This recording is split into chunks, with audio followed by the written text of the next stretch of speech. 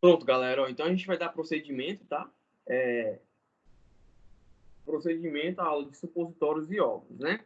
A gente já começou a aula passada, a gente falou só os 2 primeiros slides, mas a gente vai começar do começo aqui, até porque ficou muita matéria na aula passada, e esse conteúdo é importante porque é difícil você achar em livro. A gente até falou naquele livro, né, do Ansel, que até é difícil de procurar ele em PDF, mas tem você achando ele, né? E até algumas pessoas vendem o PDF dele baratinho também na internet. Eu recomendo você comprar, gastar dinheiro para ter ele não, mas dá para ter mesmo. Eu verifiquei aqui, até nas minhas coisas, que eu tenho as fotos dele, tá? Mas é ruim, né? Ver por foto é cruel. Seria mais interessante mesmo em PDF. Vou tentar converter isso aí em PDF para facilitar para a gente. O Ansel, aquele livro que a gente estava procurando. Tá?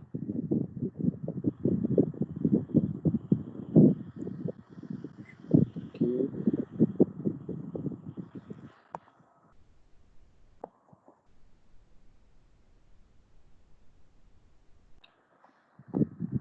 Mas eu mandei. Ah, pronto, tem PDF, perfeito. Né? Pronto, então não tem nem o que fazer, não.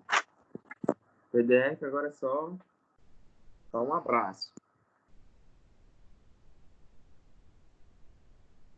Tá chiando o áudio, tá, pessoal? Como é que tá meu áudio? Tá chiando. Isso aqui não tá chiando, só é muito grande. Sim, é muito grande. Eu não vi, eu confesso que eu não vi.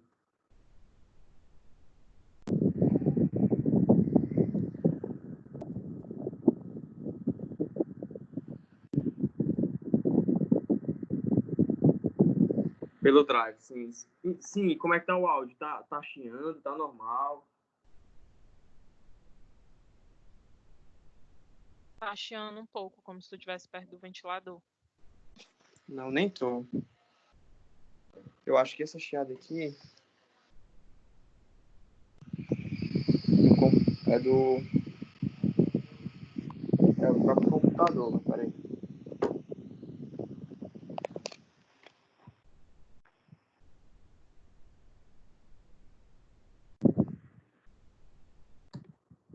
Melhorou?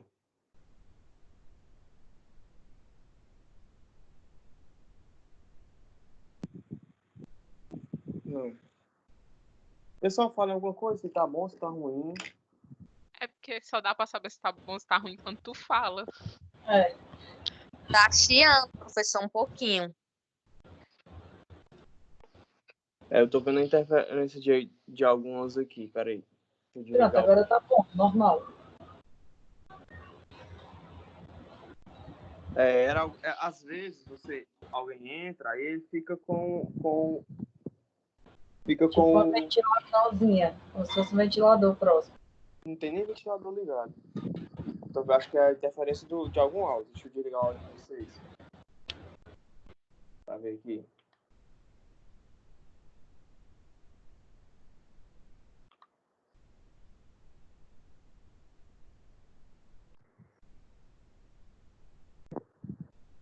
Pronto, vamos ver aqui. Se tiver ruim, a gente muda aqui de posição. Aqui. Eu mudo aqui o áudio, tá? Me avisem, falem. Eu não vou adivinhar. Agora tá bom. Tá bom agora? Porque às vezes dá um certo diferença, tá? Então vamos lá, pessoal. Ó. Quando a gente fala, né, em supositório, a gente viu que em se tratando de supositório, a gente tem uma forma o quê? Sólida, semissólida ou líquida. Ele é considerado uma forma sólida, tá? Mas há uma certa mudança. Por quê? Porque quando a gente fala em supositório, ele é moldado. E por que ele é moldado? É moldado no sentido de que tem-se uma determinada molde e a gente verifica que o tamanho dele e a forma é característica. Como assim? Tá? Só um minuto, só um minuto.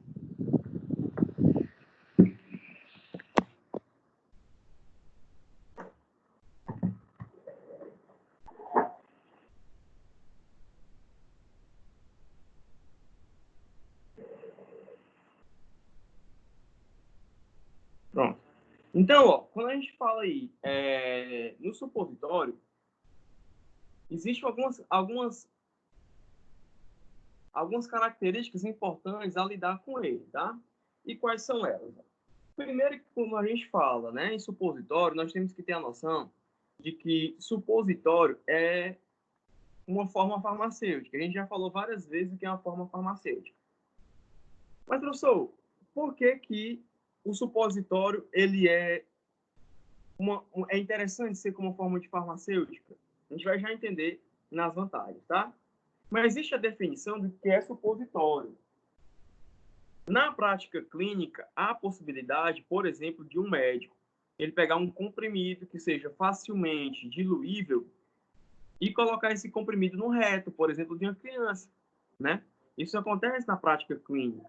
Professor, por que ele não usa o supositório? Porque muitas vezes não há supositório para ele utilizar, né? Aquele medicamento não está presente naquela forma farmacêutica no hospital. Ele utiliza essa forma justamente para dar uma mudança, né? Para ter, na verdade, uma alternativa na falta do suprimento adequado. Mas supositório ele tem uma definição, né? O que que se define como supositório? Ele é um corpo sólido, portanto, uma forma farmacêutica sólida, tá?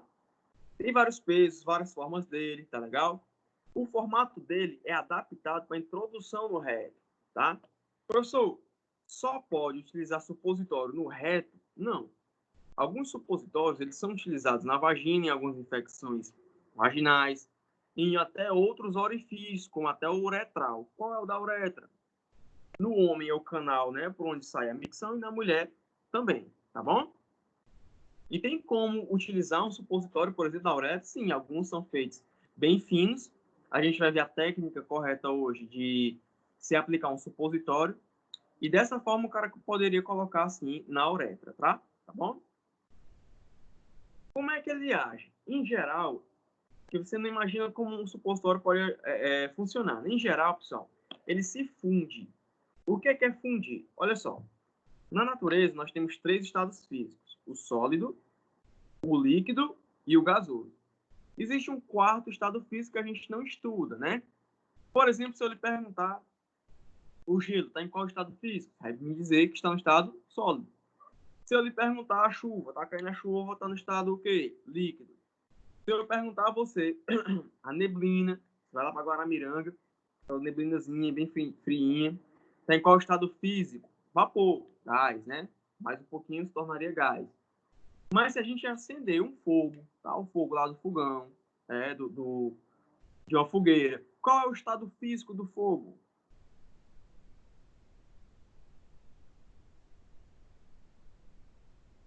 Plasma. Falei isso na aula passada, né? Então, o estado físico do fogo é plasma. Tá legal? Perfeito, Daí.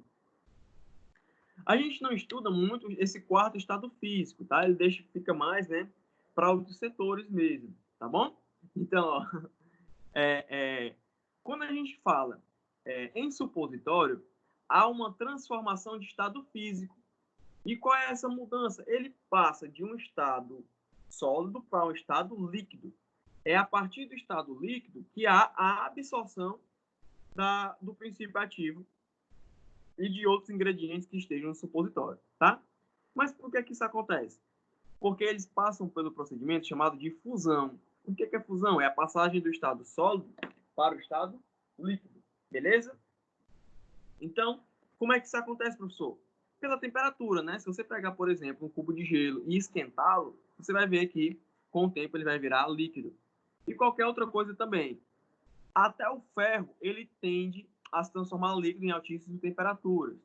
Um exemplo, quando houve, né, lá em 1944 e 45, as bombas de Hiroshima e Nagasaki, a temperatura foi tão alta que ela transformou os ferros em pó instantaneamente, né? Ele passou do estado do ferro, era para passar para o estado líquido, depois do líquido para o gasoso, e depois, né? Do líquido depois do gasoso. Em temperatura altíssima, cerca de 3.500 graus Celsius. É tanto, pessoal, que as pessoas que foram atingidas por aquela bomba, elas ficaram com as manchas nas paredes, no solo. Por que isso?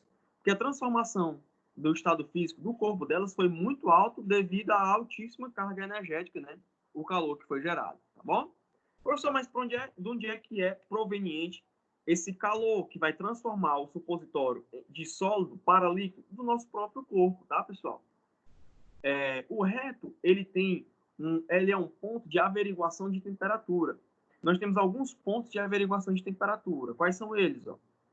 Primeiramente, axila, virilha, na boca e no reto.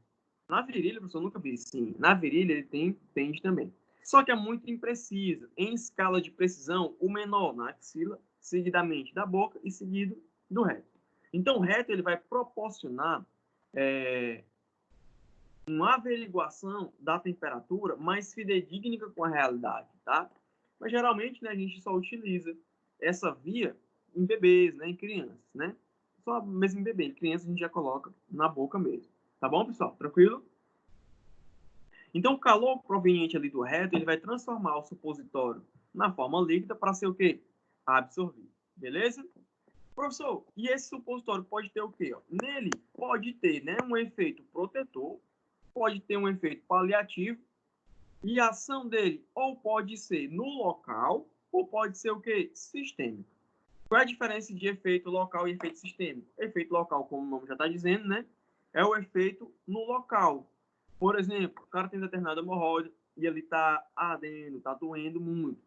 Então, ele vai utilizar justamente um supositório com analgésico para diminuir aquela dor. Com um determinado ativo que vai favorecer a desinflamação no local, tá legal? E também ele tem uma ação sistêmica, né? E o que é isso? Uma ação no corpo todo. Então, o ativo que estava presente no supositório, ele vai ser absorvido naquele local, vai passar por todas as camadas que a gente vai estudar bem especificamente quando a gente vê pomadas e cremes, que a gente vai estudar pele, tá? E os vários tipos dela, e a forma que são absorvidos na pele, essas coisas. E ele cai na corrente sanguínea, tá? Vale ressaltar também, pessoal, que tem 2 dados importantes que eu falei para vocês. Cuidado, ó, isso não está no slide. Dificilmente você vai encontrar isso num livro, porque são só alguns livros e alguns artigos que trazem, mas eu falo na aula e que pode cair na prova, tá? O que, professor? Assim como na boca, no reto existe uma artéria que leva 50% do medicamento diretamente para a corrente sanguínea. Isso é uma vantagem por quê? Porque aquele cara ali, né, aquela quantidade de medicamento, ele não vai ser metabolizado pelo fígado e vai cair diretamente na corrente sanguínea, fazendo com que tenha uma ação mais rápida. Legal? Então isso é importante para você, tá? Até aqui, pessoal, alguma dúvida?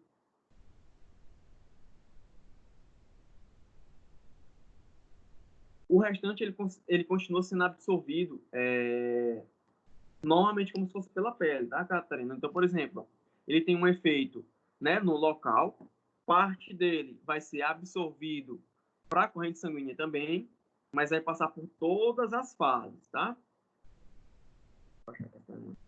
Professor, a Marina tá conseguindo entrar? Marina? Maria?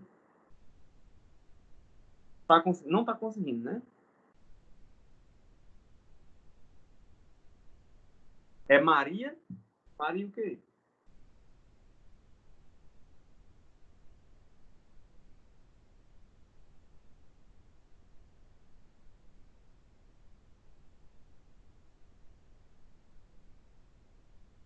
Maria. Vou botar aqui Maria aqui.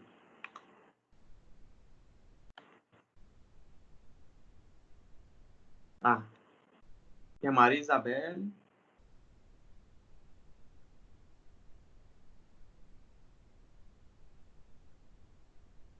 Tem a Andressa, acho que é a Andressa no segundo nome dela.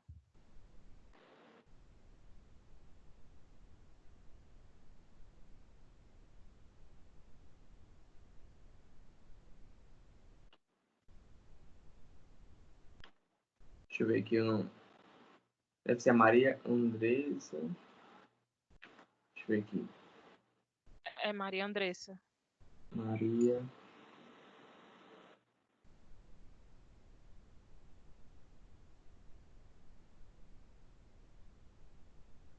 Ah, entrou.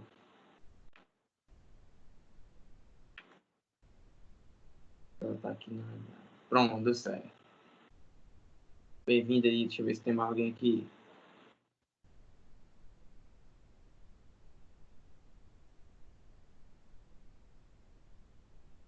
Não, pronto, isso mesmo. Pronto, tranquilo, né? Então, ó. Então, pessoal, deixa eu ver se alguém perguntou aqui.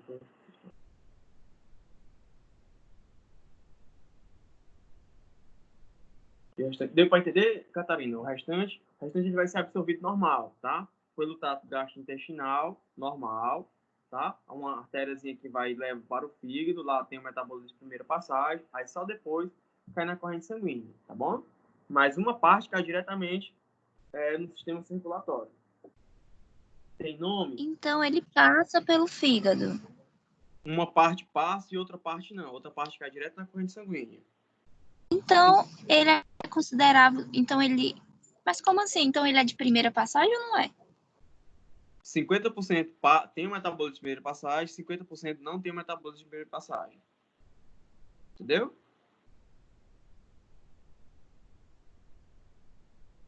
Entendeu? Pronto. Tem nome sim, Daiane. Não decorem esses nomes, tá? Mas existe a poplítea, tá bom? A artériazinha que tem na boca, a sublingual. Mas não precisa decorar esse tipo de anatomia mesmo. Você não precisa saber disso não, tá bom? É muito, muito nomezinho. Não vai só complicar a cabeça de vocês. Tranquilo? Ó. Então vamos lá, pessoal. Ó. Para nós, né? O que é importante, tá? É importante as vantagens e desvantagens, as características, como se faz isso, tá? Então, como eu falei para vocês, uma das vantagens do supositório é o quê? Ter ação local e ter ação sistêmica, tá? Porque uma pomada, geralmente, e um creme, geralmente, ele tem ação o quê? Local. Alguns casos tem um efeito sistêmico, mas a gente vai estudar isso aí mais para frente. E até alguns mecanismos diferentes de forma farmacêutica, que são até mais novos no mercado, como o quê? Os transdérmicos, né? Como, por exemplo, o salompas, como é que aquilo ali funciona. Então, é uma aula bem bacana, mas a gente vai ver esse momento oportuno, tá legal? Olha só, existem alguns fármacos, pessoal, como, por exemplo, a insulina, ela é uma proteína. Então, se ela fosse ingerida, ela seria degradada por enzimas e pH do estômago. E aí, qual seria a alternativa para algum fármaco que tem essa propriedade, né? Que seria inativado por enzima e ele seria degradado pelo pH? Uma das vias alternativas seria o quê? Supositório. Legal? Então, aí também poderia ser utilizado. Alguns fármacos eles são irritantes, não só para o estômago, para a pele também, por exemplo. Alguns, quando você ingere, a mucosa da boca fica totalmente irritada. Então, aí seria um problema. Bicho, professor, né? Um aluno meu uma vez perguntou, dessa aula na faculdade, professor, mas e aí? Quer dizer que o fármaco que é irritante, o estômago, ele não vai ser irritante para o reto, não? Depende, pessoal. Ó. Geralmente, quando uma substância é irritante, é porque ela reage com aquele tipo de célula. No nosso estômago, nós temos vários tipos de células, caliciforme, dentre outras. Essas células são facilmente irritáveis, tá? O estômago é uma parte em que tem a maior proteção, mas também, se ele não tiver essa proteção, ele é o mais afetado. Como assim? Não entendi.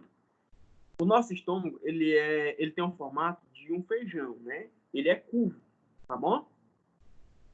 E dentro dele existe uma película de prostaglandina. Essa prostaglandina é como se fosse um muco. Esse muco protege o estômago do pH ácido, tá legal? E alguns medicamentos, eles fazem com que esse muco, essa prostaglandina, diminua. Dá exemplo aí, professor. Nimesulida, diclofenaco, tá? Quem toma muito torcilax pode causar isso. Miorelax também. Alguns relaxantes musculares também. Mas principalmente anti-inflamatórios. Esses medicamentos anti-inflamatórios, eles fazem com que essa proteção diminua. E aí, se diminuir, aquela parte do estômago fica mais acessível ao ácido. Dessa forma, pode causar o quê? Irritação, causando ferida e, consequentemente, o quê? Que a gente conhece por úlcera, né? Que é justamente uma ferida onde tem um perfil hemorrágico, tá? Então, muito cuidado aí com as pessoas que gostam muito de tomar anti-inflamatórios, porque eles diminuem a produção de prostaglandina lá no estômago. Tranquilo? Tá? Então, ó, uma outra vantagem dele. Não há metabolização de primeira passagem. Quando a gente diz que não há metabolização de primeira passagem, 50% dele não há, tá? Professor, mas por que não botou 50%? Porque já esses 50% já considera que ele tem uma ação efetiva do medicamento, tá? É por isso que ele é utilizado por essa via também, tá? Alguns pacientes, pessoal, podem estar imobilizados, você trabalhar no hospital e trabalhar na manipulação do hospital. Professor, qual hospital que tem manipulação mesmo? A HGF é um clássico, tá, pessoal? A gente trabalha lá, né? E há a manipulação de medicamentos, tanto normais como quimioterápicos. A manipulação é feita pelo farmacêutico em conjunto com o técnico, tá? O uso de quimioterápico, eu lhe adianto que só quem faz é o farmacêutico, mas os outros o técnico faz. Em outros cantos, há a terceirização, né? Então, geralmente, o cara compra de farmácias mesmo com manipulação, tudo bem? Então, esses pacientes que eles não podem deglutir, ou são pacientes que têm uma êmese muito forte, realmente essa via é importante para eles. E não é frescura, né? Como a gente até falou na aula passada, alguns pacientes não conseguem mesmo deglutir um medicamento, porque ele é grande ou porque há um determinado efeito rebote que faz com que o cara tenha um lance de vômito, tá? Existem alguns pacientes mesmo. Uma vantagem muito importante para nós, enquanto laboradores desse tipo de forma farmacêutica, é não precisar mascarar sabor, o odor dele, legal? Então aí, pessoal, é muito importante. Por quê? Porque muitas vezes a gente precisa colocar um edulcorante para colocar um sabor doce, precisa colocar um flavorizante para tirar o cheiro. Tem alguns fitoterápicos que os cheiros são totalmente desagradáveis, então o cara utiliza. O problema é que esses adjuvantes, eles interferem muitas vezes no princípio ativo. E esse caso aqui é legal, ó. Você não precisa colocar, né, nenhum desses dois adjuvantes, por exemplo. Então é menos o que? Menos coisas para afetar o princípio ativo. Beleza? Então aí, né, a importância também dos supositórios. Legal? Os supositórios, eles têm várias formas e várias características. A gente vai estudar só por nível de curiosidade, pode aparecer para vocês na prática mesmo. Tá legal? Ele pode ter o formato cônico, ele pode ser ovoide, tá? Ou cilíndrico, em forma de torpedo, em forma de projétil, que as pessoas alguns chamam, tá? Em forma de bala, em forma de bombom, tá? A superfície, ela pode ser lisa, tá? Ela não é rugosa e não tem a cristalização do fármaco. Atenção, por que isso é importante? Quando você pega um supositório, ele é como se fosse uma gelatina endurecida. Ela é bem lisinha. Por que isso é importante, ser liso? Para facilitar a entrada. Quando a gente for ver aqui como se aplica o supositório, a gente tem que ver que tem que molhar ele. Para quê? Para ele já ir se degradando um pouquinho. Tá legal? A consistência dele, ó, é manuseável e aplicável, tá? E o aspecto dele, né, tem que ser homogêneo, porque não implicando que isso deva ser uma característica sine qua non, ou seja, totalmente necessária para ele funcionar. Não. É só que diz que o princípio ativo está totalmente disperso, né, em todo o supositório. Porque ó, a gente percebe que quando a gente vai fundir algo, pode ser que uma coisa se torne líquido mais rápido do que outra.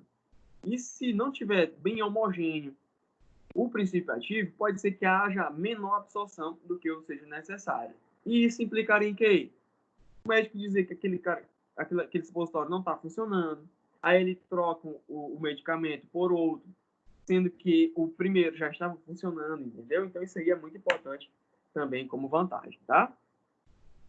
Ó, para a gente ter um supositório ideal, existem algumas propriedades para isso. Até agora, a gente falou que as coisas tinham que ser quimicamente estáveis, né? Mas ele também tem que ser fisicamente estável. Pessoal, nós temos dois tipos de processos, né? Os processos químicos e os processos físicos. Qual é a diferença? Note-se que é importante. O que é um processo químico? O processo químico é quando há a mudança a mudança de componentes naquela formulação. E o que é um processo físico? É quando só muda o quê? O estado físico da matéria. Então, atenção. Se eu tenho uma vela, acendo uma vela, tá? Qual é o procedimento físico?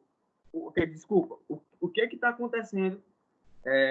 Então, se torna mais caro o supositório? Não se torna mais caro por isso não, tá?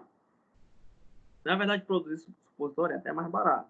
A gente vai ver aqui por que não se produz tantos supositórios, já já. Então, voltando aqui, ó, para você entender esse aspecto. Se eu ligo uma vela, acendo uma vela, está acontecendo o quê? Um processo químico ou um processo físico?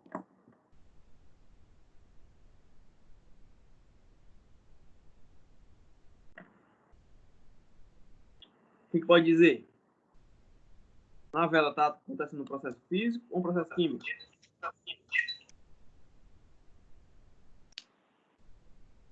Os dois. Perfeito. Lá na parafina, né, o processo é o quê? Agora eu pergunto, na parafina o processo é o quê? Químico ou é físico?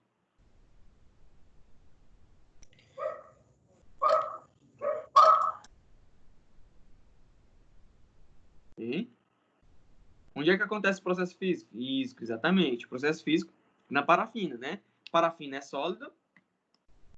A temperatura da chama faz com que a parafina se transforme de sólida em líquida. O nome desse procedimento é chamado de fusão. E isso é um procedimento físico, porque a parafina ela só se transformou de estado físico, né? De sólido para líquido. Mas no pavio, pessoal, aquele pavio está sendo queimado. E está produzindo o quê? CO2, né? E moléculas de água, porque ele está em combustão. Se está mudando o componente, o nome do processo é o quê? Químico. Então, na parafina, né, no corpo da vela, o processo é físico. E no pavio, o processo é o quê? Químico. Perfeitamente entendido, né? Pessoal, alguma dúvida nesse quesito? É importante entender isso, tá? Qualquer coisa você me chame aí. Ó, para também ser considerado ideal, ele não deve reagir com os recipientes, tá legal? Então isso aí é importante também, só repetir a diferença. Olha só. O processo químico, há a mudança de componentes na formulação, tá? Então lá no pavio, como eu falei, você queimou o pavio, ali tem uma molécula orgânica. Essa molécula orgânica, com vários átomos de carbono, vai ser quebrada em CO2 e água, porque é um processo de combustão, você está tocando fogo. Se mudou o componente, ele é o quê? Um procedimento químico. Se só muda o estado físico, ele é considerado o quê? Uma propriedade ou um processo físico. Como acontece, por exemplo, com a parafina da vela, né? Ela só se transformou em sólida em líquida, por isso que pinga lá e tal, né? Beleza? Tranquilo? Voltando aí, ó. Se tiver dúvida aí, pessoal, você pode chamar aí que eu repito de novo, tá? Não tem problema nenhum. Mais uma propriedade dele se torna ideal, ele ser esteticamente atraente, né? Obviamente, ser atraente é importante porque se for marrom, se ele for de várias cores, ou se não for uniforme, isso não é interessante pela aceitação do paciente, tá? Não ser sensibilizante, como assim? Alguns medicamentos, eles tendem a sensibilizar a pessoa de forma alérgica, então é interessante que ele não seja sensibilizante. É por isso que alguns produtos que a gente compra no mercado, eles vêm dizendo assim, dermatologicamente testado. O que significa? Em um dos testes, ele colocou aquele aparelho em vários tipos de pele para verificar se alguma daquelas peles apareceram alergia, tá bom? Então isso aí é por isso que ele diz dermatologicamente testado. Então não causa alergia. Ele não é sensibilizante. Também tem que ser não irritante, né? E atóxico, obviamente, tá? Tem uma boa capacidade de contração. Como assim contração? Ele precisa, pessoal, você apertar ele e ele responder esse aperto. Por quê? Porque vários canais, eles têm, digamos assim, facilidades ou não de entrada, né? Então, essa contração vai permitir essa entrada. Por exemplo, em bebês, né? Em bebês, ele tem que ter uma contração muito importante, porque senão vai expelir e muitas vezes nem consegue, né, a injeção do supositório, tá legal? Obviamente, a capacidade de infundir também, né, se dissolver ou emulsionar no local. O que é uma emulsão, professor? Emulsão, a gente vai estudar isso perfeitamente na próxima aula de solução. Talvez até dê tempo hoje. Mas, a priori, o que é uma emulsão? Emulsão é quando você mistura duas coisas que não são miscíveis, ou seja, duas coisas immiscíveis entre si. Dá um exemplo, professor. Óleo e água, tá? Quando você coloca os dois juntos, você não mistura. Se você colocar um pouquinho de detergente, que tem tanto a parte lipofílica como a parte hidrofílica, você vai garantir ali uma emulsão, que é uma certa mistura entre os dois, tá? Nós temos no nosso fígado uma bolsinha chamada de vesícula biliar. Essa vesícula biliar, ela produz a bile, que é ejetada pelo fígado. E essa bile, ela tem a finalidade de emulsionar as gorduras. E o que é emulsionar a gordura? É justamente a mesma finalidade do detergente, tá? De quebrar a gordura em partes menores para que ela seja removida, tá legal? Tem que ter uma hidrofilia, né? Obviamente você vai molhar já ele em água para poder injetar o supositório, a gente vai ver essa técnica já, tá? E uma viscosidade adequada para o manuseio, né? Viscosidade no sentido dele ser não tão aquoso, tá? Quando você virar, ele se transformar um líquido como água, e nem também tão viscoso como mel. Ele tem que ter uma viscosidade adequada. Professor, o que é que garante essa viscosidade? É a base que você vai utilizar nele. Então, nós, como técnicos, temos que entender os tipos de base. Obviamente, você não vai fazer, pessoal, assim, vou usar qual base? Toda a formulação já está prescrita, né? A não ser que você crie uma nova formulação. Mas existe já tudo descritinho na farmacopeia brasileira, beleza? E também, né, a facilidade de libertar o fármaco, porque senão ele não seria tão interessante de utilizar. Tranquilo? Essas mesmas bases que eu falei para vocês, elas são de dois tipos. Ou elas são lipofílicas, ou elas são hidrofílicas. E o que é que vai depender disso, professor? Vai depender do ativo que você está incorporando no supositório, tá? Ó, quais são as lipofílicas? Nós temos a manteiga de cacau, né, muito utilizada. Tem essa white salt, que é uma também. Várias outras, ó, Sulfobase, Novata. Não precisa se decorar isso, tá? Isso aí é só mesmo para você ter acesso a material e conteúdo, tá bom? Essas bases hidrofílicas, pessoal, geralmente elas são ou com glicerina ou estearato de sódio, tá? Ó. Outras bases, elas têm macrogol ou PEG, tá? Essas bases hidrossolúveis ou hidrofílicas, elas têm uma característica de ser importante quando o ativo ele for o quê? Hidrossolúvel. Quando o ativo for lipossolúvel, aí você vai utilizar uma das bases lipofílicas. Beleza? Tranquilo. Alguma dúvida até aqui?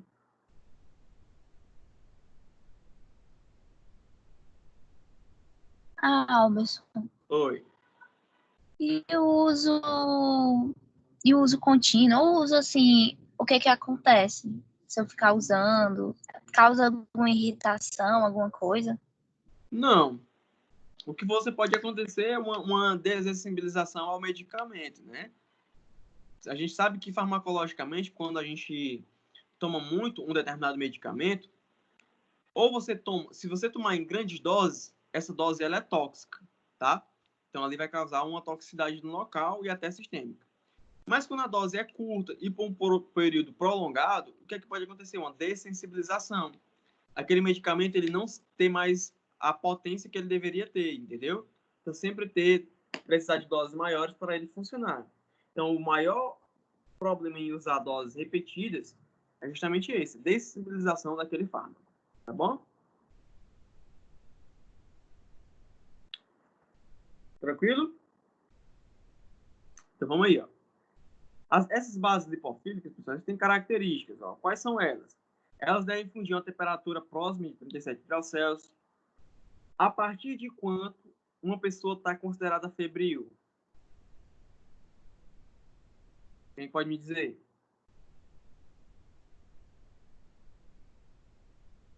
37,6, né? 37. A partir de 37, a temperatura normal é até 37, né?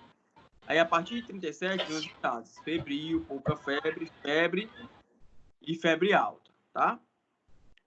A incompatibilidade com a vida é cerca de 40 graus Celsius. Ali, 40 graus, dificilmente, né, a pessoa não vai ter alguma sequela, tá bom? Vixe, professor, então quer dizer que se a gente tiver um problema em casa, verificou a temperatura de uma pessoa, deu 40, 41 graus Celsius, o que a gente faz? Correr para o hospital. Mesmo com coronavírus ou não, 40 graus Celsius, hospital, tá bom?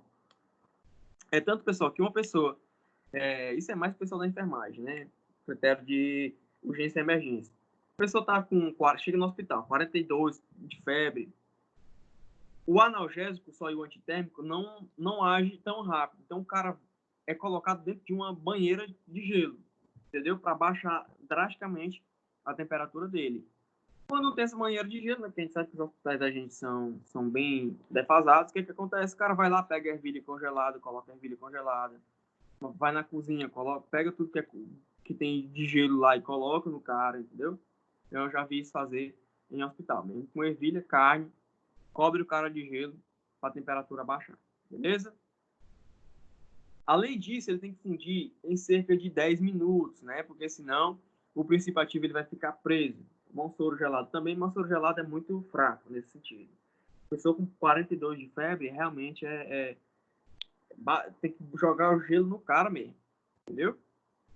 Ó, esse intervalo entre as fusões e solidificação tem que ser de 2 a 4 graus Celsius. Por quê? Porque se for um intervalo muito maior, ele não muda de fase. E se for um intervalo muito menor, na sua mão ele já está derretendo, entendeu? Então tem que ter um intervalo interessante.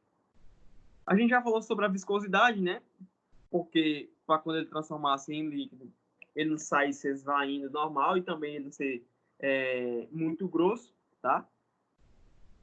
A consistência adequada lá para o manuseio, porque se ele for uma gelatina muito mole, pode se despedaçar na sua mão. A mínima acidez e insaturação. Por que isso? Asteriscozinho aí. Medicamentos que são ácidos, eles são irritativos, tá? Então, se você está colocando no reto, que já é uma mucosa bastante, como é que eu posso dizer, frágil no sentido de mucosa para medicamentos, se ele for minimamente ácido, ele já causa ali uma certa irritação, tá? Então, para medicamentos que são ácidos, deve utilizar uma base que mascare essa acidez dele. Como? Colocando uma base que seja com características básicas, tá? Até aí uma redundância, né? A base com a característica básica para evitar a acidez do princípio ativo. Aqui, pessoal, ó, é uma tabelinha. Você não vai decorar isso aqui. É só como um exemplo para você, tá? Por exemplo aí, ó. Do lado esquerdo nós temos os produtos. Nós temos o ponto de fusão. Tá legal? Então, por exemplo, o primeiro lá em cima, tá? A massa. Qual é o ponto de fusão dele? Entre 33 e 35,5 graus Celsius.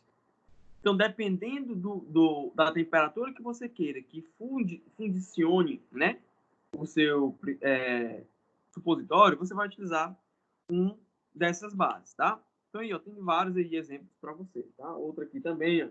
Tudo isso aqui, pessoal, é baseado na farmacopeia brasileira. Então, tudo aí pode ser utilizado na sua prática clínica, tá? Chamei a atenção para esse white sol aí, que é chamado também de W25, que ele é muito utilizado. Ele é uma base, tá? Ele é composto por mono e de glicerídeos, que são ácidos graxos. Aí ele diz aí, ácido graxo C10 a C18. O que significa? São ácidos graxos com 10 átomos de carbono até 18 átomos de carbono. E o ponto de fusão deles vai de 33,5 graus Celsius até 35,5 graus Celsius. Ou seja, 2, né? 2 é uma variável interessante, né, para supositório, como a gente viu, tá bom? Até aqui, pessoal, alguma dúvida?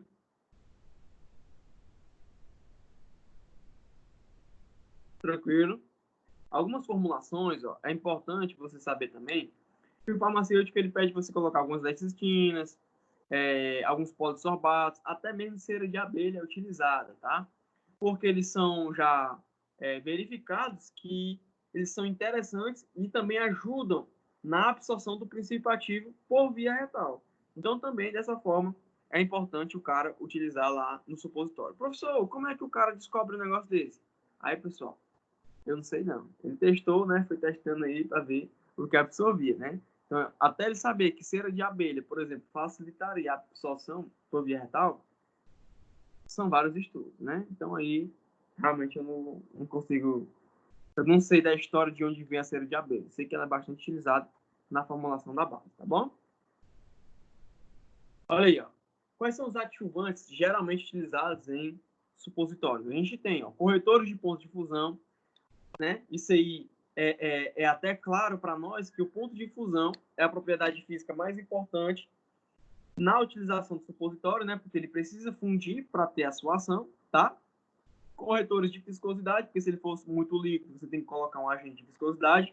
Se ele for muito viscoso, você tem que colocar um que melhore a viscosidade, né? O derramamento, digamos assim, dele. Conservantes, porque ele não é como um comprimido, ele é muito mais propício à infecção microbiana. E é tanto que quando a gente tem o supositório, a validade dele é bem menor do que a validade de um comprimido. Geralmente você produz um supositório, ele vai por 1 mês, às vezes até 2. Alguns casos consegue fazer por mais tempo, mas geralmente é bem menos tempo do que o comprimido, tá? Mesmo ele sendo manipulado ou sendo industrializado, tá, pessoal? Antioxidantes, para evitar que o princípio ativo seja oxidade. A gente vai estudar já quais são esses antioxidantes. A gente tem o BHA, o BHT, que são importantes também, tá legal? E emulgentes, justamente para fazer a emulsificação daquela substância, tá legal? Aqui, ó, é só uma formazinha de você se familiarizar como é que é produzido ele, tá? Ele pode ser feito tanto por compressão ou por fusão na moldagem. Então, o cara fundiciona, se transforma em líquido, aí coloca no molde, como se fosse uma formazinha de gelo, e ali ele deixa, né, secar, endurecer. Formado assim, então, supositório. Ou então por compressão, tá? Essa compressão é a compressão a seco.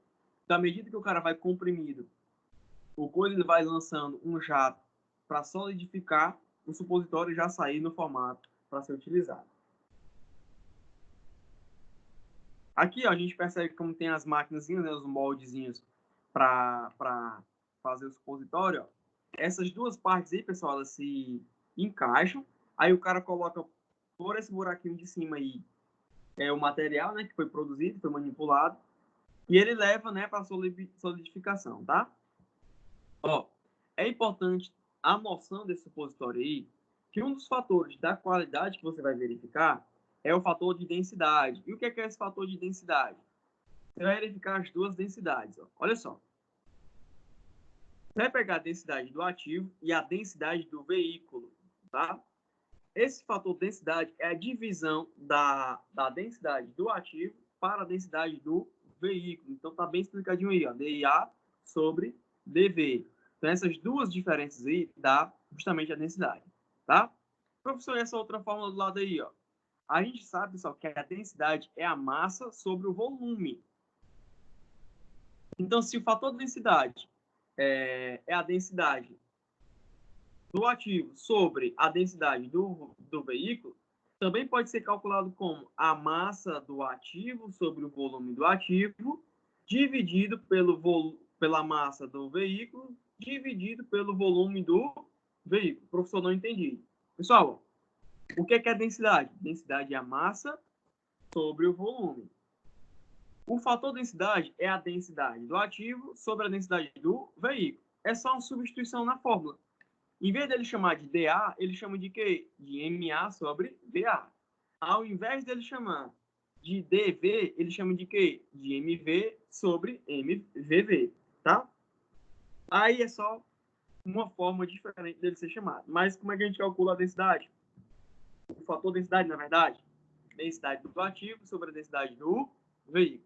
Dessa forma, você tem o primeiro princípio de qualidade dos supositórios.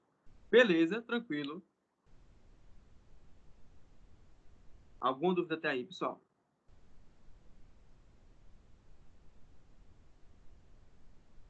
Tranquilo, né? existe uma interação importante aí, ó, quando o volume do ativo for igual ao volume do veículo, tá? Quando isso acontece, o fator densidade ele é calculado pela divisão da massa dos dois, tá bom? Então, repetindo, quando o volume do ativo ele for igual ao volume do veículo, você vai verificar que o fator densidade vai ser igual à divisão da massa dos dois, tá bom? Vamos em frente. Olha aqui, ó. Aqui a gente tem um exemplozinho das drogas, tá? Ah, para mim ainda está no slide da tabela. Atualiza aí, porque às vezes é a conexão. Vamos ver, mais alguém tá assim, pessoal? Dá uma atualizada aí, sai da página e volta. Vou esperar aqui. Às vezes isso acontece porque é a conexão mesmo, tá? Apareceu agora.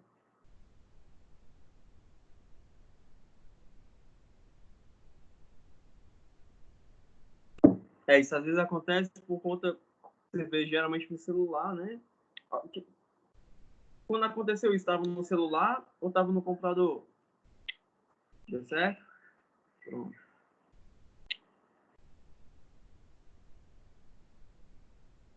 Pronto.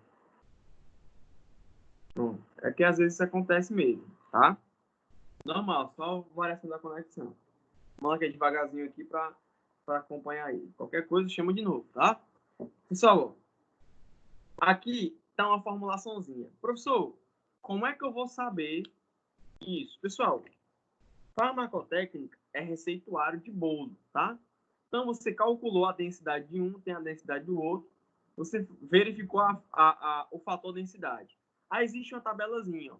Qual o fator densidade, por exemplo, para a aminopirina? Tá lá, 1,3. Para o barbital sódico, 1,2. Então, tudo isso aí já está descrito na farmacopeia, tá? Quando você for manipular, e sempre que você manipular qualquer coisa, você vai fazer o controle de qualidade dele, sempre. Todas as farmácias de manipulação têm isso. Porque quando você verifica isso e está errado, você tem que refazer aquele produto, tá? Então aí é muito cuidado na técnica de cada técnico, né? Na técnica de cada técnico, porque pode ser que você tenha muito desperdício. Isso vai fazer com que você onere bastante a farmácia com manipulação, tá? Então isso aí é o critério, né, de individualização do profissional, tá? Então aí não errar bastante nesse procedimento. Professor, e o que é que leva muito o cara a errar nesse procedimento? Geralmente, pessoal, é no erro de pesagem, tá? Então, por isso que quando a gente voltar, a gente vai fazer muitos testes com pesagem, muitos testes com invase. Muitas vezes a gente não consegue e não sabe transferir de uma pipeta para um determinado local de forma correta. A gente deixa um pouquinho, mas ali é só o sujinho da bancada. Às vezes a gente está dando um medicamento para uma determinada pessoa, criança, por exemplo. Vou colocar a quantidade, ou então vou colocar um pouquinho a mais porque eu sei que vai ter uma perda. Mas como é que você sabe quanto é que vai ser essa perda? E por que você não evita essa perda? Entendeu? Tudo isso aí é importante no final. Porque às vezes 0,1 de determinado produto faz toda a diferença no princípio farmacológico. Tá bom? Olha aqui, ó. Aqui a gente tem um exemplozinho, tá? Fiz uma perguntazinha que eu fiz aqui para vocês. Ó. Considere aí a necessidade de produzir 6 supositórios. 6. De uso adulto, contendo 50 mg por unidade de dimetilhidrato veiculado em manteiga de cacau. Quais as quantidades de ativo a serem utilizadas? Tem outro exemplo também, tá? Todo mundo está no exemplo 1, né? Então aí, ó, o que é que o cara vai fazer? Ó? Um supositório de dimetilhidrato contendo 50 miligramas. 50 miligramas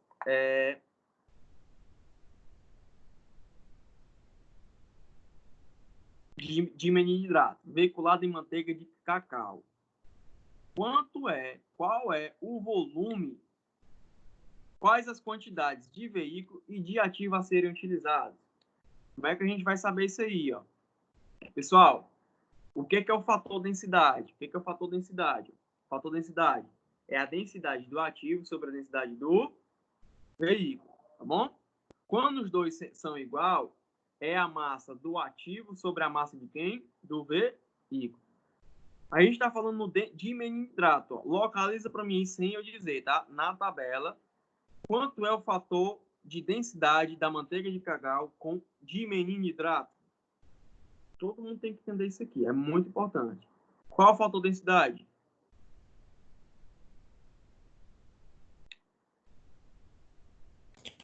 1,3. 1,3. Então, eu vou botar, todo mundo visualizou, né? 1,3 na tabelinha. Onde é que eu encontro essa tabelinha, professor? Farmacopeia. Todo laboratório de manipulação tem essas tabelas. Beleza. Tranquilo? Vamos voltar aqui, ó. O que é, ó, como é que eu vou calcular a massa do veículo? Ó? Olha aí, ó, o que é a massa do veículo? Ó? Através dessa fórmula aí, a massa do veículo é igual à massa do ativo sobre o quê? O fator densidade. A gente viu que o fator densidade do dimetilidrato é quanto? 1,3. E quanto é que é a massa do ativo dele aí, pessoal? Ó, a massa do ativo que ele quer que você faça aí, quanto é? 50 miligramas, né? Então, a massa do veículo vai ser o quê? 50 miligramas dividido por 1,3, que vai dar em torno de 38,46 miligramas, tá? Então, a massa do veículo vai ser quanto? Tem que a massa do veículo? 38, cerca de 38,45 miligramas, para obter esse fator de densidade. Entendeu? Viu aí como é simples? Entendeu, pessoal, aí? Alguma dúvida nisso? Bem simples, né? O cálculo. Não se preocupe com os cálculos matemáticos aqui, que não é difícil, não. É só uma multiplicação ou divisão. Tem que entender o princípio, tá? A gente sabe que, ó, voltar um slide aqui, ó. Voltar um slide aqui. Para calcular a massa do volume, a massa do veículo, aí a gente vai pegar a massa do ativo e dividir pelo fator densidade. Aí a gente tem a massa de veículo. O quanto de veículo você vai ter que pesar para formar aquele supositório. Beleza? Aí ele perguntou aqui, ó, qual é a situação aqui? Ele vai fazer esse supositório, tá? Ele vai fazer esse supositório. Cada supositório vai ter o quê? 50 miligramas de dimetilidrato. E o veículo utilizado foi manteiga de cacau, tá? A gente sabe pela tabela que o fator densidade do dimetilidrato é 1,3. Como é que a gente calcula aqui? Ó, voltar mais um slide. Como é que a gente calcula a massa do veículo que a gente vai pesar? Vai ser a massa do ativo, quanto é? 50, dividido pelo fator densidade, que é quanto? 1,3. Essa divisão dá aproximadamente 38,45 miligramas. Legal? Então, para cada supositório. Beleza, pessoal? Só que no laboratório, você não vai pesar um supositório por vez, um comprimido por vez. Você vai pesar o quê? O total. Quanto você vai produzir? Você vai produzir quantos supositórios ao total? 6. Cada dimetilidrato, né, que é o princípio ativo, vai ter 50. Então, ao todo, você vai precisar de quanto? 6 vezes 50. Ou seja, 300 miligramas de dimetilidrato. E vai precisar de quanto do veículo? Ora, para cada um vai ser 38,45. Então, 38,45 vezes 6, porque cada supositório vai ter essa quantidade. Você vai pesar o quê? 230, né? Cerca de 230,7 miligramas do veículo. Beleza? Então, quando você for pesar, você tem que pesar tudo. Tá legal? Tem que pesar tudo. A massa do ativo completo, a massa do veículo completo. Depois, você tem que colocar na forma, né? Dividir cada um. Beleza? Tranquilo? Mais uma vez. Por essa fórmulazinha que a gente vê, ó, que a massa do veículo ela é igual à massa do ativo dividido pelo fator densidade. Então, dependendo do que o cara queira, ó, nesse caso aí é o dimetilidrato e manteiga de cacau. A gente viu que o fator densidade para ele é 1,3. Então, você vai dividir o princípio ativo, né, que é 50 miligramas, por 1,3, que vai dar cerca de 38,45, né? Alguns dá exato, outros não dá, tá bom? Então, essa é a quantidade em cada supositório. Mas ele vai fazer 6. Então, você tem que pesar 50 vezes 6 e a massa do veículo, né, que foi 38,45 vezes 6 também. Beleza? Alguma dúvida aqui, pessoal? Posso ir para frente? Eu vou mandar questão disso? Talvez. porque são poucas questões aí, mas eu mando. Eu invento outro. É porque toda vez que eu invento mais questões, né, fica mais difícil as questões. Mas eu vou mandar para vocês treinarem. Beleza? Olha aqui, ó. Exemplo 2. O que é que ele diz no exemplo 2 aí, ó? Considera a necessidade de produzir 6 supositórios de uso infantil, agora nesse caso infantil. Aí ele, ó, contendo 150 miligramas por unidade de ácido tânico veiculado em manteiga de cacau, tá? Então, lembrando que o veículo é justamente aquilo que vai dar suporte para levar o ativo para o organismo, tá bom? Quais as quantidades de veículo e ativo a serem utilizados? Ou seja, quando você vai pesar, né, no laboratório. Quem identifica para mim o fator densidade do ácido tânico, pessoal? Dá quanto? Isso é tabelado, tá?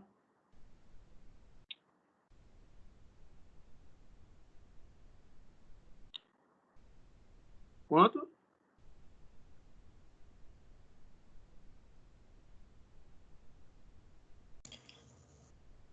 1,6. 1,6, é o último lá, tá? Aí você vai pegar esse 150, que é o MA. Isso? Que é a massa do ativo, exatamente. Que é E ácido vai dividir por 1,6. divide por 1,6, exatamente. Aí depois multiplica por 6. E depois multiplica por 6, perfeito. Essa continha, ó, 150 dividido por 1,6 dá 93,75. Isso é a quantidade de veículo para cada supositório, para cada um. Mas não são 6 supositórios, você multiplica por 6. Então, ó, você pesaria quanto? 562,5 miligramas de veículo. E quanto você pesaria de ativo? Cada supositório tem 150. Mas não são 6? Vezes 6, 900 miligramas de princípio ativo. Tá vendo aí como é fácil? É bem tranquilo isso aí. Alguma dúvida nisso aí, pessoal? Não pode ficar dúvida, tá? Alguma dúvida, posso ir para frente. Vou em frente, tá? Esperar que todo mundo aí entendeu. Beleza? Mas qualquer coisa, pode chamar. E como é que o cara vai preparar isso aí, ó? Ora, ele tem base, adjuvantes e o princípio ativo. Então ele vai, ó, pegar a base, né? O cara utilizou aí manteiga de cacau, tá? Mas pode ser qualquer outro, como a gente já viu lá, dependendo do ativo. Pode ser a base lipofílica, pode ser uma base hidrofílica, tá? Quem escolhe sou eu? Não, é a fórmula, tá? Isso aí já tem descrito na farmacopeia. Então entenda, como é que o cara vai misturar os adjuvantes na base? Ele vai fundir. O que é isso? A base, ela é sólida. Então ele funde ela, transforma ela em líquido e vai colocando os adjuvantes, misturando por fusão. Depois, ele dissolve ou suspende o ativo nessa mistura. Professor, qual é a diferença? Alguém pode me dizer qual é a diferença de eu estar dissolvendo e de eu estar suspendendo esse ativo na mistura da base? Quem pode me explicar essa diferença?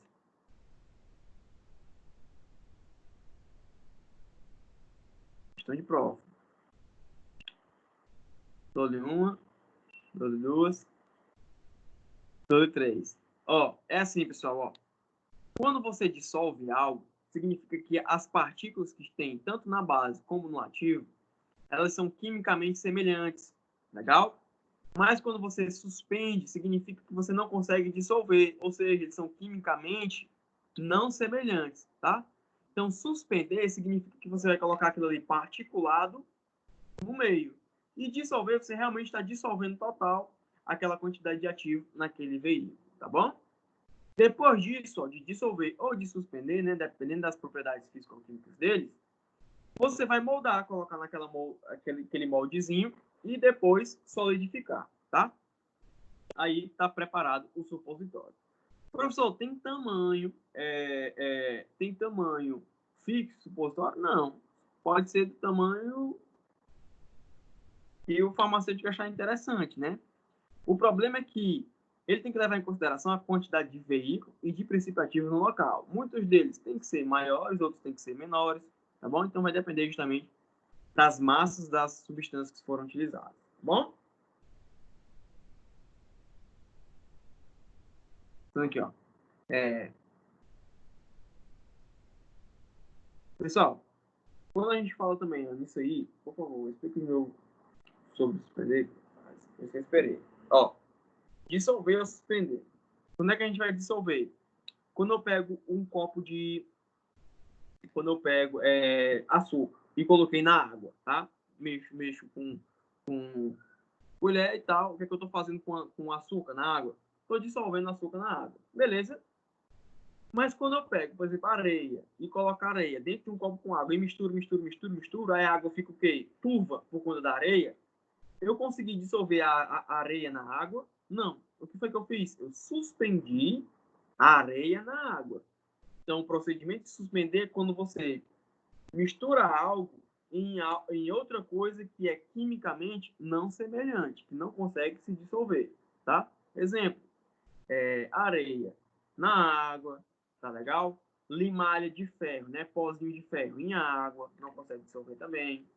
Emulsão é diferente. Emulsão é quando as duas coisas são líquidas e eu formo micelas dessas substâncias. Por exemplo, quando eu pego a água e coloco no óleo e boto um pouquinho de detergente, eu percebo que fica o quê? Como se fosse bolinhas, né? De óleo dentro da água. O que é isso? É uma emulsão, tá? Aí é diferente de suspensão, tá bom? Na aula de líquidos a gente vai falar sobre essas diferenças mais claramente. Oi. Não, eu ia perguntar se é por isso que tem coisa que não é xarope, é suspensão, mas tu vai falar na aula de líquido, né? Exatamente. Não, exatamente. Pode perguntar. Por exemplo, a amoxicilina é uma suspensão, porque o pó, né, ele não se mistura, ele não se dissolve na água, ele fica suspenso. É tanto que se você beber e pegar assim com as duas pontas dos dedos, né, a amoxicilina depois suspender, você vai sentir os grumozinhos, porque ele não se dissolveu. Mas depois que você pega, né, um copo com água doce, que você dissolveu água, você pegar, molhar o dedo e esfregar o dedo, você não sente mais o açúcar, né? Você sente só o molhado, a água. Por quê? Porque ele está dissolvido totalmente. Entendeu? Como aqui, ó. O plástico, pessoal, ele vai ter alguns... Isso aí é mais uma questão técnica, tá bom? Mas eu vou dar para vocês, né? Porque eu vou dar todo o conteúdo, tá? Ó, esse plástico, ele vai ser ou de polietileno, ou de PVC, né? Cloreto de polivinilo, ou de celofane, tá? Ele pode ser também de alumínio, esse emplásticozinho dele. Isso faz diferença na questão do ativo. Quando é que ele tem que ser de alumínio? Ele tem que ser de alumínio quando ele for fotoprotetor, né? Quando ele se degradar na presença de luz, ele tem que ser de alumínio. E esses outros plásticos, né, mais no geral mesmo. Tá bom? Então isso aí é importante para esse tipo de conhecimento, tá legal? Aqui, pessoal, a técnica para você utilizar um supositório. Eu não sei quem já utilizou o supositório aí, mas não é simplesmente pegar e colocar, não, tá? Primeiro, obviamente, né, depois de retirar da embalagem, você tem que umedecer o supositório. Então, você umedece o supositório e naquela... Ó, aqui, ó. Deixa eu botar aqui, ó. Ele tem esse formatozinho de bala, né? Formatozinho de bala, tá? Esse formatozinho pontiagudo... Esse formatozinho pontiagudo é o que vai ficar direcionado para o reto numa dada situação que a gente vai explicar agora. Como é que vai ser? Ó? Você umedece, né? Por umedecer, ele tem um gelzinho lubrificante que ele vai já soltando. Ele já fica ali mais úmido e mais liso. Então, a posição correta é nessa posição. Obviamente, o cara tem gente que bota de cócoras, mesmo em pé, mas a posição correta é essa. Por quê? Porque ele fica já na posição que deve ficar. O nome dessa posição é Trendelenburg, tá? O nome dessa posição é Trendelenburg. Mais usualmente utilizado pelo pessoal da enfermagem, né? Os tipos de posição. Então, tem a posição litotômica, que é aquela posição onde a mulher vai fazer exame ginecológico. A posição de Trendelenburg é essa posição aí, em que também pacientes adultos acima de 40 anos fazem exame de toque, né, retal. Então, pessoal, cada uma dessas posições, ela tem uma finalidade clínica, tá? Então, já foi testado e verificado que a melhor posição é essa. Então, essa posiçãozinha aí, o cara ó, é levemente flexionado. Imagine uma prova aberta em que o cara diz o seguinte, ó, descreva a forma correta do paciente na posição de administração de um supositório. Essa questão é cruel. Por quê? Porque você tem que descrever, ou seja, tem que escrever essa posição que o cara tá aí, ó. Como é que ele tá? Aí. Tá vendo? Você conseguiria Faça esse exame de consciência e veja como é difícil escrever essa posição. Como é que é? Primeiro, paciente deitado em decúbito lateral esquerdo, com a perna direita flexionada 90 graus Celsius e a perna esquerda estendida por completo. Essa é a descrição dessa posição, tá? Aí, isso aí, né, pessoal? Estou falando que caso assim, você vá fazer uma prova que seja aberta, né? O nível mais alto que você for fazer é isso aí. Não tem mais nada que perguntar, não, tá? Então, você sai aqui preparado para todas as oportunidades. Tá legal? Então, aí ele coloca, né, o reto. Quando chega no fim, onde ele não consegue mais empurrar, aí sim é a posição correta desse local, tá? Vale ressaltar aqui, ó, essa diferença. Em bebê é diferente, beleza? Em bebê, a partezinha do projétil não pode virada para dentro, tem que ser virada para fora. E até a enfermeira coloca isso errado. Professor, por quê? Porque senão ele vai embora direto. Tá? Então, entra e fica numa posição que não é adequada e o bebê vai ter cólica e desconforto intestinal. Beleza? Então, a forma correta é a forma mais fininha, voltada para fora do reto, tá? E não como faz no adulto. Faz só mudar a posição quando for colocado em bebês. Beleza, pessoal? Tranquilo? Tranquilo, né? Aqui, ó, é só a descriçãozinha, né, de como eu falei para vocês tudo isso, tá bom? Tudo como para você ler depois e ficar mais elucidativo para você, tá? Olha só. Existe também, pessoal, semelhante a supositório, a utilização de óvulos, tá? Deixa eu ver aqui uma coisa. Bom, a gente termina e vai para o intervalo e a gente volta com soluções. A utilização de óvulo, tá?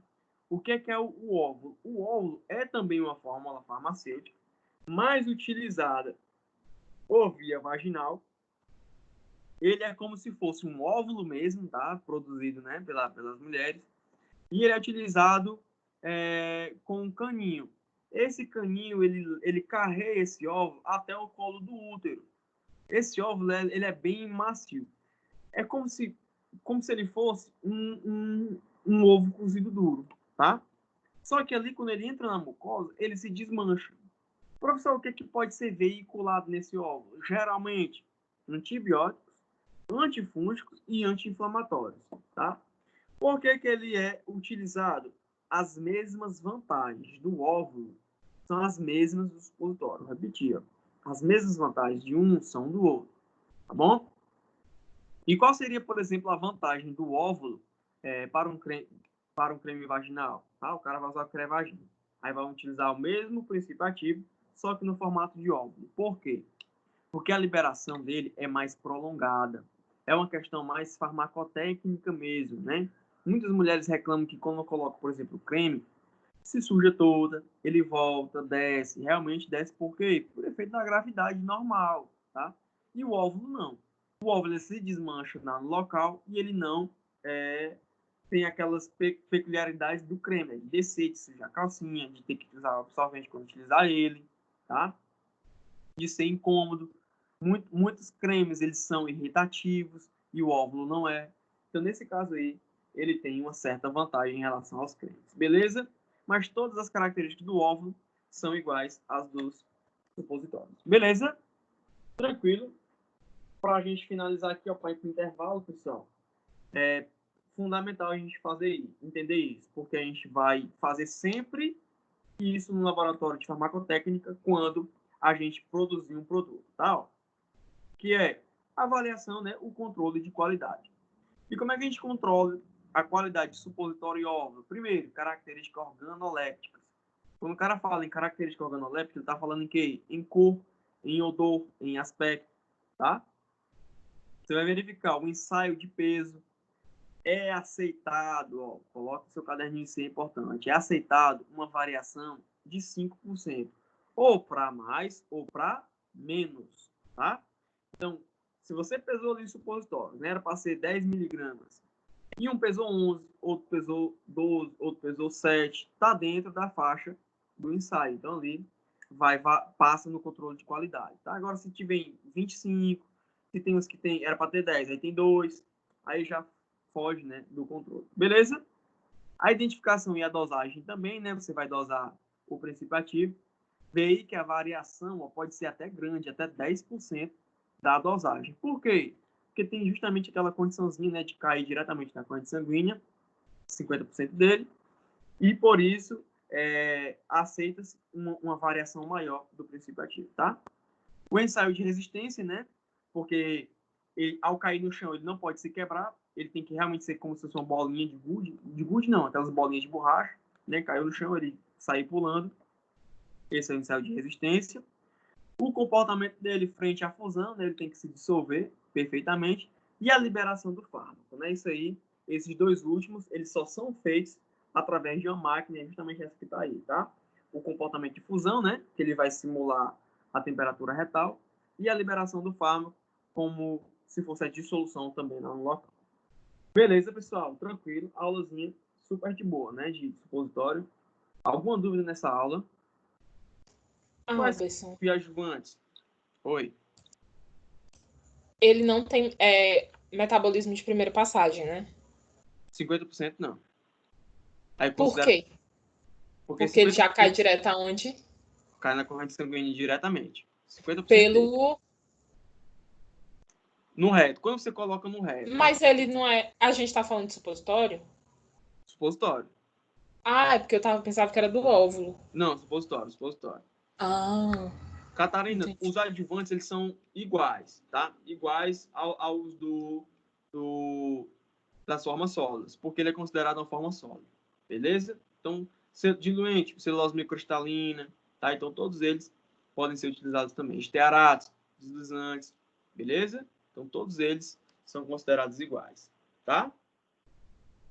Mais alguma dúvida, pessoal? Tranquilo. A gente vai dar um intervalozinho, tá? 8h30 a gente volta, porque eu cumpri o horáriozinho aí direitinho. A gente volta com soluções. Aí, assim, a gente consegue terminar o líquido hoje e na próxima aula a gente faz semissólidos. Beleza? Tranquilo. Se tiver alguma dúvida ainda depois do intervalo sobre esse conteúdo, só falar que a gente tira, beleza? Cheiro. Tô aqui minha cara pra vocês, né?